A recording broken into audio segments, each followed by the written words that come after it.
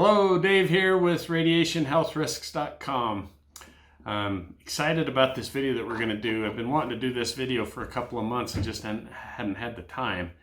But what we're going to be doing in this video is we're going to be reviewing this new EMF meter here. It's the ENV RD-10 is what it's called.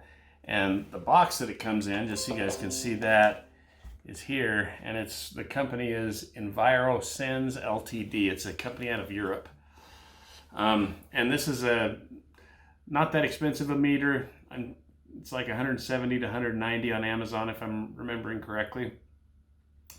It measures all three types of EMF radiation, which means radio frequency radiation or RF radiation. That's the most powerful of the three, and then electric fields and magnetic fields. Before we get into the video though, as we get into this, if you get some benefit out of it, if you find some value there, we'd like to ask you to please don't forget to subscribe to the channel, like the video, and hit the little bell so that you'll be notified when we do future videos. We always appreciate it when people do that. It helps us get the word out. So that's my little plug. So thanks for that when you do it. So what we're going to be doing, this meter, I'm going to compare it to the TriField TF2, which if you've seen any of my other videos, you guys have seen me that I like this meter quite a bit. And then for RF radiation, my favorite meter so far anyway, it's got some limitations though, which we'll talk about, is this HFC or HF35C high frequency analyzer. But this one only does RF radiation. It's directional, which is what I like about it. This only measures, for RF radiation, this only measures up to 2.7 gigahertz. There's 5 gigahertz, meters out there now. This won't pick up that radiation. The TriField will pick up to 6 gigahertz. This little meter here, this ENV RD-10 will pick up to 8 gigahertz. So this one, and this one will pick up to 5 gigahertz radiation that's coming out of Wi-Fi routers and stuff. It's never really been an issue for me because although there will be times when you need to be able to pick up that radiation, I'm sure, especially in the future, so far all of the devices that I've been aware of, like Wi-Fi routers, cell towers, all those things, when they put off the higher frequencies, which are actually the more dangerous frequencies, they also emit the lower frequencies too, because the higher the frequency, the more disturbance they get, and so they have to put out the lower frequencies so that the person on the cell phone or whatever device doesn't have the interference. So normally if you're measuring something that has a higher frequency than your meter will put out, it will still be putting out the lower frequencies too. And so if you can detect that, you know that it's putting out RF radiation. But they do need to come out with meters that read the higher frequencies. And so as far as these three, comparison-wise, this one puts out the highest frequency so far. The new 5G meter or Wi-Fi routers that are coming out, I guess some of them already are out, those are coming out at 60 gigahertz. So none of these three meters will pick that up. So anyway, that's a little FYI there for you. Before I go any farther, a quick disclosure on this meter. I always like to be totally upfront whether I bought the meter or whatever the device is I'm reviewing, whether I bought it myself or whether it was sent to me. This one was actually sent to me, and I told the company, like I always do, when they contact me and say, hey, would you like to review our product? I'm like, totally love to, send it to me, but just only send it to me if you're okay, because I'm going to be totally honest whether I like it or don't like it. And these guys were, that's what we want, totally fine. And so, but just so you know, this one was sent to me. So the purpose of all my videos are not to be a sales video for anything. If I sound like I'm excited and I'm extolling the virtues of a product, no, that's because I really like it. Those are my genuine feelings. So anyway, just know that as we get into this. So what we're going to do is we're going to test these meters. I'm going to cover this countertop here with a little bit of aluminum. This is aluminum screen like you would use for making a screen door, but the aluminum kind, not the plastic kind of screen. What that'll do is that'll protect our measurements. The countertop that I have, just like most countertops, have electrical wiring running through them and outlets at the bottom. And sometimes especially the more sensitive meters, if you're measuring an electronic device, you'll actually be picking up some of the radiation from within the countertop. So this, having a little screen like that, will help protect against that. So let's talk a little bit, before we get into the actual test, let's talk a little bit more about this meter.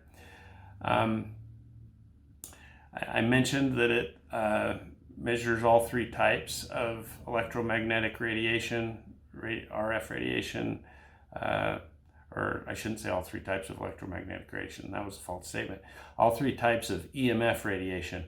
In other words, there's, on the electromagnetic spectrum, you know, that goes clear up into like gamma rays and X-rays and things that aren't considered EMF radiation. So what I meant to say is all three types of EMF radiation, which includes the electric fields, magnetic fields, and RF radiation. So what it doesn't pick up is dirty electricity. None of the meters I showed you here pick up dirty electricity. There are meters that do. I've got other videos on those. If you go to my YouTube channel, or articles and videos, if you go to RadiationHealthRisks.com, you just need the type of a meter that you can actually plug into an electrical outlet for dirty electricity, and you do that in an outlet in each of the circuits in your house. But these meters don't do that. Some people try to use these types of meters, walk around on the wall and pick it up and that kind of thing, but it's really hard to diagnose when you have a problem. You need one that you can actually plug into the circuit and get what the actual reading is. So just FYI on that. But all of the other types, this picks up. I mentioned the frequencies. This goes to really low frequencies too for magnetic fields and electric fields. So it's got a pretty wide range, and it appears to be better quality. This isn't on the higher end really of the pricing for these 170 to 190s, I think, what I saw on Amazon, at least at the time of doing this video. But it appears to be really high quality, which is good. A lot of the ones that are, especially if you get much below that in price, there are some that are good, and I list them in my articles on those, but this one feels like the quality of a higher end one. It's super easy to run too, by the way. You've got your on and off button right here for the power. Here's the switch where you switch between the three types of EMF radiation, RF, magnetic fields, electric fields. Let's turn it on. See, over here, this is just the on and off button for the sound.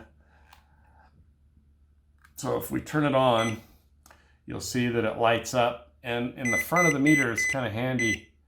It has a little chart there that looks like we're picking up something. I got the Wi-Fi on my laptop. Let me turn that off.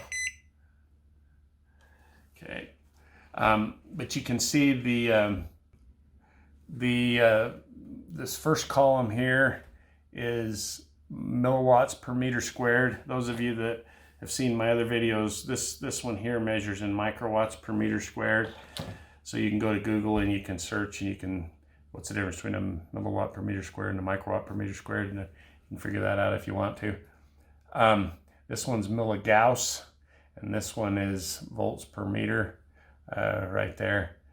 So those are for the 3 different types of EMF radiation. This has a cool feature too, and I haven't really gotten into it yet. You can see the cords are still in their package. I literally opened this up right before doing this this video. But when you get into the manual, I was noticing in there they've got one of these cords is to charge the meter, but the other one is you can plug it into a computer, and you can actually it looked to me from just a quick scan of the thing that it actually tracks the readings on the meter over time, so you can keep track of how the readings go up and down, the different readings, and also in geographic area is what it appeared to. So don't hold me to any of that. That was just a quick scan, but that's what it looked like. It looks like pretty cool features. So we'll have another video once I get a chance to go through that and figure all that out, and we'll do a video where I go over that features of this meter. That'll be kind of interesting. But again, the most important features of a meter is, does it read what it's supposed to read, and how good is it at that? You want to be able to walk around your house, around electronic devices, or around you know, sources of radiation, and you want to be able to pick up the reading and also measure how close and what a safe distance is. You know, as you back up, does the reading go down? You want to be able to identify that. And then as you put protection devices on them, you know, like your Wi-Fi router and a Wi-Fi router guard or whatever, you want to be able to measure how well is that protection device working. So meters are super important. Okay, so what we're going to do, we've got our aluminum over here, so we should be good there. And ask your forgiveness in advance. I'm going to be moving this camera around so that you can see as we do the readings, because depending on where the sensors are in the meter, you get a better reading. So I'm going to move the camera so you can see. So let's start with electric fields. So what we're going to do is we're going to for electric fields, I'm going to do one meter and then I'm going to do the other meter, and just let you kind of compare. Just know that this meter goes between 0.2 milligauss, or no, we're on volts per meter, sorry. It goes from 2 volts per meter up to 1,000, and I'm not sure what the range is on this one. Looks like it's from 0 to 100. Well, we'll see. Anyway, as we get into it, so let's, I'm going to pull this over here. We'll do this meter first. Oops, hang on a minute. Hit a button. Okay. So hopefully you can see that.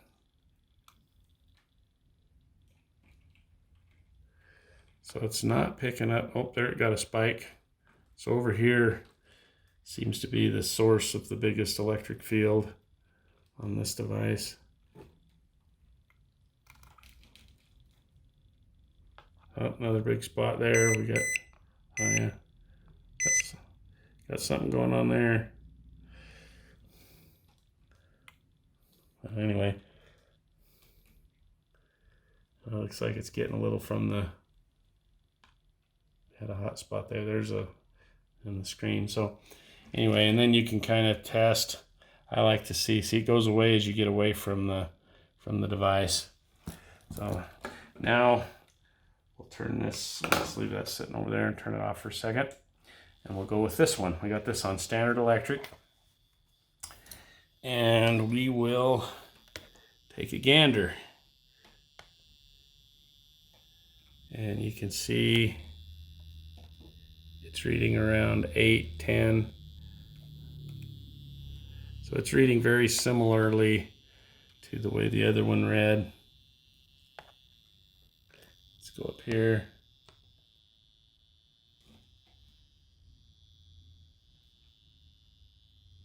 Okay. Hopefully you can see that. Am I holding that good? All right, so very similar. Now we'll switch to magnetic fields. Let's do this one first though. Turn it back on. I got this and got a louder beep. I like having a louder beep on there, but not while I'm doing a video. Or at least not while I'm trying to talk.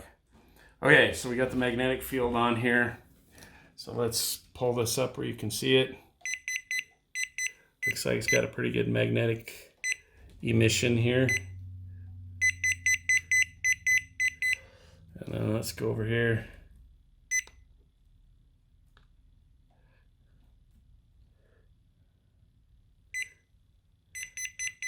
Okay, and it looks like the most it got to was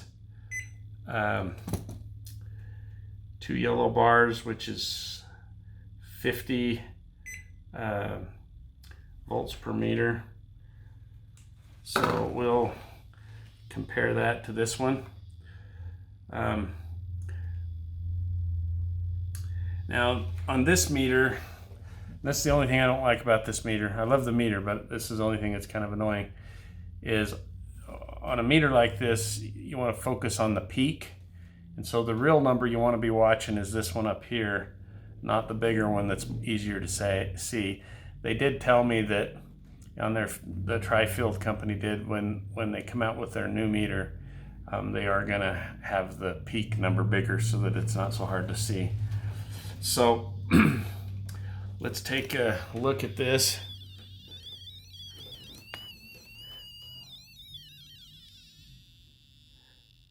Okay. It looks like it's 15, 41. I'm looking at the peak number mainly. 21. Now let's look over here. Can you guys see that, hopefully? Yeah, so the highest I saw it get up to was 41. And the highest we got up to here was 50. So again, might also had to do with how I was holding it. So that's very comparable. So they seem to be fairly comparable when it comes to electric fields and magnetic fields. So let's switch over to RF.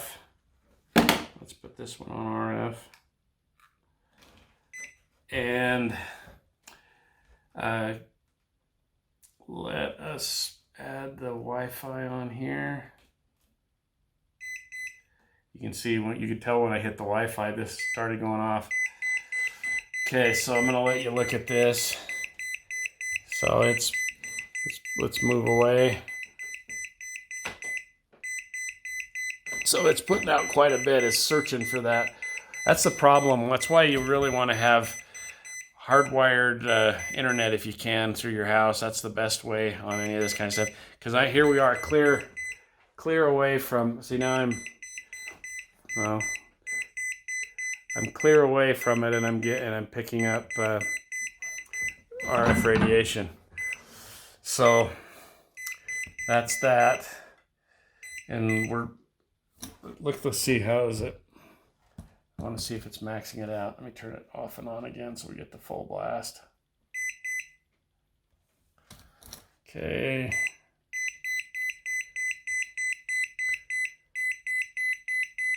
Yeah, it appears to be, it's maxing this meter out.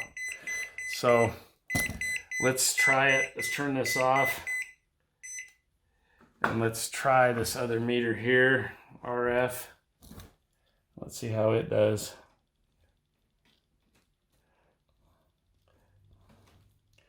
This is my only complaint about this meter. I don't like it for the RF radiation as good as I do the other meters. There we go. It's just not, doesn't seem to be as sensitive for the RF radiation, if you can tell. It is, we are getting peaks. I mean, it is. Let me turn this off before I complain about it. Let me turn it off and on again so that it can start searching for the Wi-Fi and be more stronger signal. There, now we're getting a stronger signal. So it is picking it up, if you can see that. Once a Wi-Fi connects, it doesn't emit as strong of a signal. So that was partially my fault. But you can see it's, let's compare it with this one.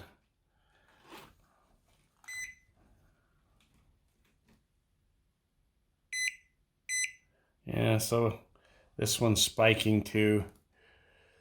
So it could be, it seems like they're pretty, I'm gonna go with they're pretty comparable on the RF. So scratch what I said about, is that was the Wi-Fi on the laptop diminishing. So let's test one other meter here, and I'm gonna start it over again so we got the full power of the Wi-Fi. Radiate myself real good. Okay, so what we're gonna do is we're gonna go with this one. I have the, and we're gonna go with this one as well.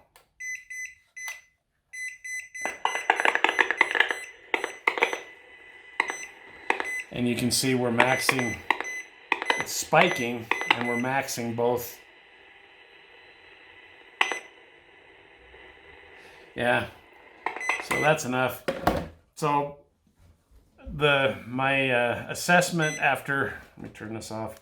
My assessment on this one, right as I switched from here to here on the RF radiation, this one here started not picking up as much.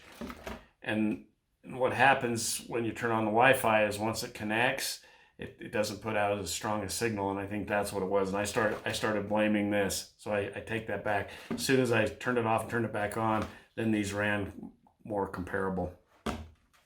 And this also ran very comparable with this one.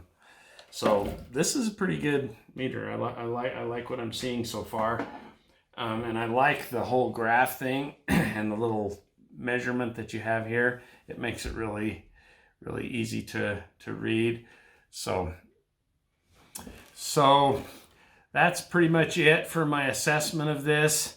A couple of features that I'll mention that I didn't mention, or I just mentioned in passing. I like the fact that with this, you can just charge the battery kind of like you would a cell phone. I like that feature on this one. This one, batteries seem to last a long time, but they're just like AA batteries that you, or I guess it's a 9-volt battery that you have in there. So I like the fact that for this one that it's rechargeable. Let's turn this off. And then this one, I've never really gotten in. I guess I could open it up and see. Oh, this one has a 9-volt battery as well. Never had the battery run out, so I never had really looked, and I use this one all the time.